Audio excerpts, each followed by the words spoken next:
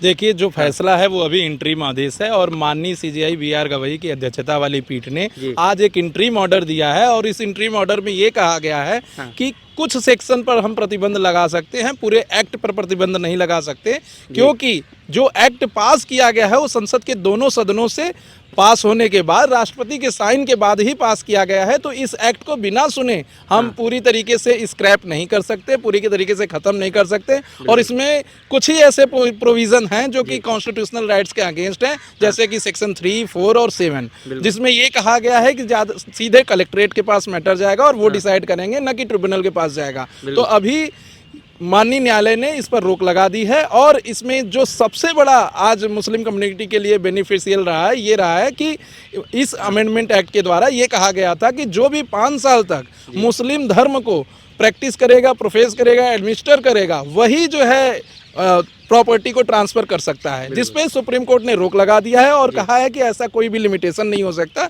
और सभी राज्यों से इन्होंने जवाब मांगा है और अभी अगले डेट तक जवाब फाइल कर दिया जाएगा कई सारे राज्यों के द्वारा और उसके बाद उस पर डिसाइड होगा। अभी उसको ख़त्म नहीं किया है, उस पर बस स्टे लगाया है। फाइनल जजमेंट अभी आना बाकी है, फाइनल आर्गूमेंट होना बाकी है। अभी ये सिर्फ इंटरिम रिलीव दी गई है और ये बहुत ही बैलेंस्ड ऑर्डर है और बहुत ही अच्छा ऑर्डर आप कह सकते हैं सीजेआई बीआर गवई साहब ने दिया है और बहुत इसकी सराहना की जा रही है पूरे देश में। और इस वक्फ बिल के द्वारा जो कि मेन इशू लोग कह रहे हैं कि प्रॉपर्टी को हड़प लेंगे या प्रॉपर्टी ले लेंगे, ऐसा बिल्कुल नहीं है। ये सिर्फ उन प्रॉपर्टीज़ के बारे में बात करता है जो अनरजिस्टर्ड प्रॉपर्टी हैं। जो रजिस्टर्ड प्रॉपर्टी है उस पर सरकार का कोई मालिकाना हक नहीं है और सरकार उस पर कुछ नहीं बोलने वाली है। जो अनरजिस्टर्ड प्रॉपर्टी है उस प्रॉपर्टी के लिए कलेक्ट्रेट के पास ये पावर दिया गया था कि उसको चिन्हित करें और चिन्हित करके सरकार को और सरकार में बैठे लोगों को बताएं और उस प्रॉपर्टी पे अगर कोई भी ऐसा आदमी है जो इलीगल पोसेशन किया है तो उसके बारे में भी सरकार जो है एडमिनिस्ट्रेशन को बताए। जी, तो सवाल है कि सर ये जो संशोधन अमेंडमेंट है तो ये मुस्लिम पक्षकारों के लिए फ़ायदेमंद है या जो हिंदू पक्षकार है जो संशोधन की बात कर रहे थे उनके लिए?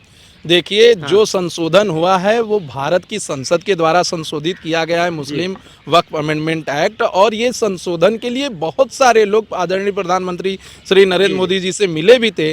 और हम आपको बताना चाहते हैं कि मुस्लिम वक्फ ट्रिब्यूनल के अंतर्गत 10,000 से ज़्यादा केसेस मुसलमानों के द्वारा ही फाइल किए गए हैं और ये कहा गया है कि उनकी ज़मीन पर वक्फ ने इलीगल पोसेशन कर लिया है। इसके बाद ही ये अमेंडमेंट एक्ट लाया गया है और ये कहा गया है कि अगर वक्फ कह रहा है कि ये प्रॉपर्टी उनकी है तो वो उसका रजिस्टर्ड डॉक्यूमेंट दिखाएं। अगर वो रजिस्टर्ड डॉक्यूमेंट दिखाएंगे तो सरकार या सरकार के नुमाइंदे उस पर कुछ भी नहीं करेंगे, लेकिन अगर उस प्रॉपर्टी पे रजिस्टर्ड डॉक्यूमेंट नहीं है तो उसके लिए सरकार का ये हक बनता है, क्योंकि ये देश ये जनता का है, ये लोगों का है, तो उस पर लोगों का हक बनता है और उस पर आगे चल के मेडिकल कॉलेजेस हो गए या फिर कोई ऐसा स्कूल हो गया, इंस्टीट्यूशन हो गया या कोई ऐसे बड़े बड़े इंडस्ट्री लगेंगे जिससे कि लोगों को फायदा हो, ना कि ऐसे जमीन को खाली रख के कब्जा करके और इसका गलत उपयोग किया जाए। ये तो वो लोग कहते हैं जो मुस्लिम पक्षकार तो ये कहते हैं कि वो दान की हुई जमीन है और वो लोग स्वेच्छा से देते हैं ना, तो वो तो उनकी प्रॉपर्टी हुई। देखिए, ऐसा उन लोगों का कहना है। इस बात पर ही मैं कहना चाहता हूं कि जो लोग कह रहे हैं कि दान की गई प्रॉपर्टी है तो उसका रजिस्टर्ड डॉक्यूमेंट दिखा दें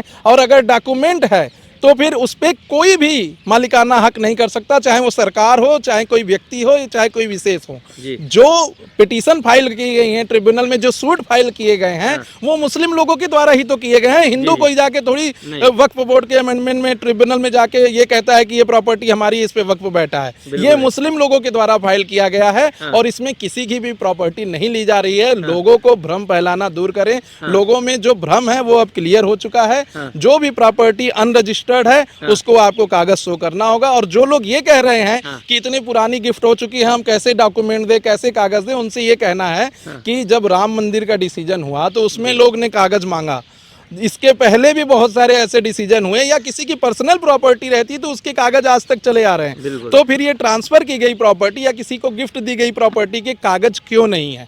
अगर नहीं है तो एक संदेहास्पद क्वेश्चन उठता है और अगर हैं तो मैं कहता हूं कि कोई भी ऐसा नहीं है जो उनकी प्रॉपर्टी को ले सकता है। कहीं से भी किसी भी मुस्लिम को कहीं से भी नहीं हटाया जाएगा या उनको गवर्नमेंट के द्वारा कोई भी परेशानी की जाएगी अगर उनके पास प्रॉपर्टी का कागज है। लेकिन अगर इलीगल तरीके से आज मुस्लिम के लिए छोड़िए, हिंदू भी कहीं अगर इलीगल तरीके से है तो उसको भी प्रॉपर्टी से हटाया जाएगा। और अभी भी ये होता है। बिल्कुल बिल्कुल। तो जैसे वो दावा करते हैं ना कि ये प्रॉपर्टी साहब हमारी है, जैसे आपने सुना होगा एंटीलिया पर भी वो लोग दावा कर देते हैं, सुप्रीम कोर्ट की जमीन पर भी दावा है, कनॉट प्लेस, हर जगह तो उनका ही दावा रहता है कि ये प्रॉपर्टी उनकी है, वक्फ की ये जमीन है।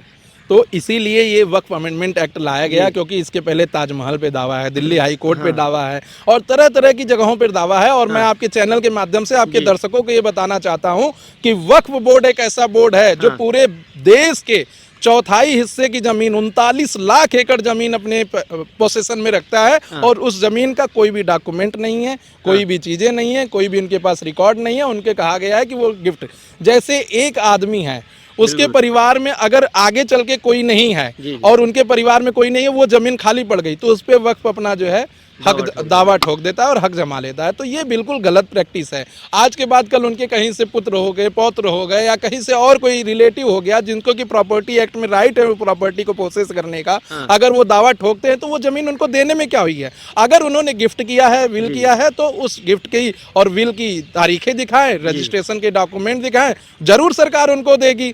और जो दूसरा ये नियम है, जैसा कि आप अभी जानते होंगे कि छांगुर नाम का एक व्यक्ति पकड़ा गया जो कि बहुत से लोगों को कन्वर्जन कराया है।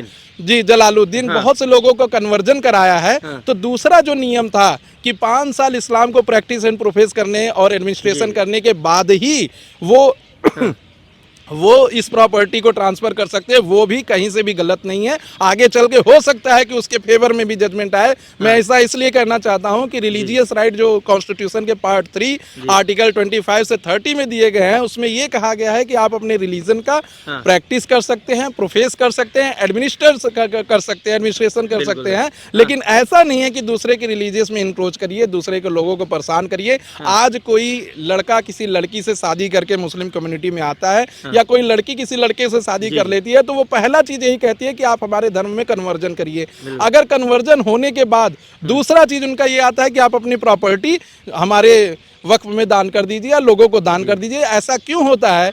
क्योंकि बहुत सारे लोग अभी उस तरीके से मेंटली, फिजिकली और हेल्थ कंडीशन से डेवलप नहीं है जो ये सोच पाए कि क्या सही है और क्या गलत है। क्योंकि जब आदमी किसी के साथ प्यार में रहता है या किसी के प्रभाव में रहता है तो उसको उसकी ही बातें सही लगती हैं, बाकी सारी बातें गलत लगती हैं और किसी की बात वो सुनना नहीं चाहता है। तो सबसे बड़ी चीज है कि आगे जो ये 5 साल वाला नियम है इसको भी सही माना जाना चाहिए। और इसमें भी माननीय न्यायालय ने सभी राज्यों को कह दिया है कि आप हमें ऐसे इंस्टीट्यूशन के बारे में बताइए या ऐसे चैनल के बारे में बताइए जो यह डिसाइड कर सके कि ये 5 साल तक मुस्लिम होने की प्रैक्टिस कर रहे हैं या नहीं कर रहे हैं। क्योंकि ये डिसाइड करना थोड़ा सा मुश्किल हो जाएगा कि कोई अगर कन्वर्जन किया तो वो इस्लाम धर्म को मान रहा है कि नहीं, 5 टाइम की नमाज को पढ़ रहा है कि नहीं, पराई स्त्री से दूर है कि नहीं, या फिर एल्कोहल या मांस बदरिया का सेवन कर रहा है कि नहीं, किसी के खिलाफ गलत शब्द का उपयोग कर रहा है कि नहीं, कहीं बदनीयती रख रहा है कि नहीं, ये डिसाइड करने वाला अभी कोई इंस्टीट्यूशन सामने नहीं आया है। तो राज्यों से यही कहा गया है कि आप अपने स्टेट में ऐसे हमारे पास रिप्लाई भेजिए जिससे कि ये पता चल सके कि ये डिसाइड कौन करेगा और इस पर क्या होगा। और इसको जब रिप्लाई फाइल हो जाएगा तो उस पर भी सुनवाई होगी और माननीय न्यायालय जरूर कोई ना कोई रास्ता निकालेगा जो कि लोगों के फेवर में होगा। और जो भी राजनेता ये कह रहे हैं कि ये मुस्लिमों के खिलाफ है, ये हिंदुओं के खिलाफ है, ये सिख के खिलाफ है, ईसाई के खिलाफ है, ऐसा बिल्कुल नहीं है। ये पूरे जनता के लिए, पूरे देश के लिए है और सब इसके फेवर में है। कुछ लोग जो अपनी राजनीतिक चिमटी सेकना चाहते हैं बस वही इसका विरोध कर रहे हैं, बाकी पूरा देश इस बिल के साथ है, पूरे लोग इस बिल के साथ खड़ा है और आगे चलकर इस बिल का खूब समर्थन होगा। क्योंकि बहुत सारे मुस्लिम कम्युनिटी के लोग प्रधानमंत्री जी के पास जाकर इस बिल की चर्चा करके तभी यह बिल आया है, ऐसे ही हवा में यह बिल नहीं आ गया है। एक आखिरी सवाल है कि जैसे कि शायद कमेटी में ऐसा है कि हिंदू पक्षकार भी रह सकते हैं, तो क्या जो वक्फ संशोधन या को मुस्लिम पक्ष मानेगा कि इसमें हिंदू भी रह सकते हैं? देखिए, इस वक्फ अमेंडमेंट बोर्ड एक्ट में एक चीज साफ कर दी गई है कि जो 11 सदस्यों की कमेटी नेशनल लेवल में रहेगी उसमें 4 नॉन मुस्लिम रहेंगे और जो स्टेट लेवल में रहेगी उसमें 3 नॉन मुस्लिम रहेंगे।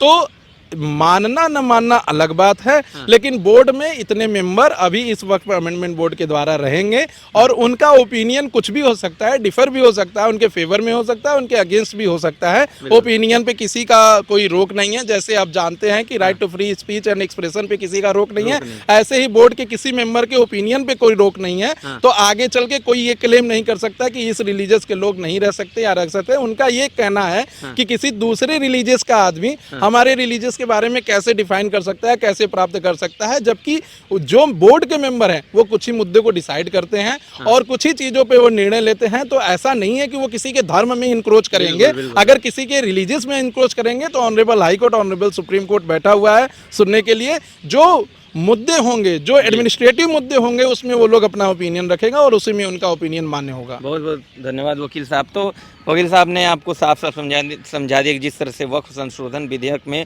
जो अमेंडमेंट की बात सुप्रीम कोर्ट ने कही है, अब देखने वाली बात है कि मुस्लिम पक्षकार या मुस्लिम जो लोग हैं इस अमेंडमेंट को स्वीकार करते हैं या इसका भी विरोध करते हैं। नमस्कार।